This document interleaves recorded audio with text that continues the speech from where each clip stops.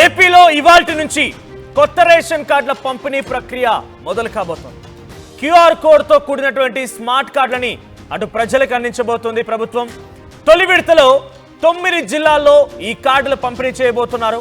August 30 నుంచి రెండో విడతలో భాగంగా మరో 4 జిల్లాల్లో కూడా జారీ చేయబోతున్నారు.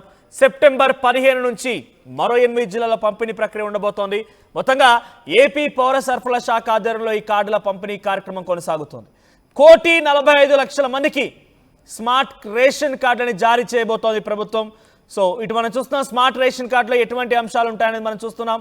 ప్రతి ఒక్కరికి ఒక ఆధార్ కార్డ్ మాదిరిగా ఇండివిజువల్ ఫోటోలు ఉన్నాయి, వారి పేరు ఉంటుంది, ఆ తర్వాత వారి డేట్ ఆఫ్ బర్త్ ఉంటుంది, తర్వాత అక్కడ కుటుంబ సభ్యుల సంఖ్య ఎంతమంది ఉన్నారనేది ఉంటుంది, ఆ తర్వాత ఆ కుటుంబంలో ఉన్నటువంటి వారి సంఖ్య, ఆ డీటెయిల్స్ అన్ని కూడా ఆ క్యూఆర్ కోడ్లో ఉంటాయి.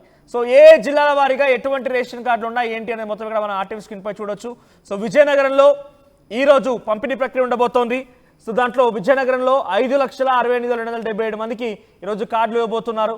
ఆ రకంగా 9 జిల్లాల్లో ఈరోజు పంపిణీ ప్రక్రియ ఉండబోతోంది. 30వ తేదీన మరో 4 జిల్లాల్లో, 6వ తేదీన సెప్టెంబర్ 6న మరో 4 జిల్లాల్లో, తర్వాత 15వ తేదీన సెప్టెంబర్ 15వ తేదీన మరో 8 జిల్లాల్లో ఈ పంపిణీ ప్రక్రియ ఉండబోతోంది.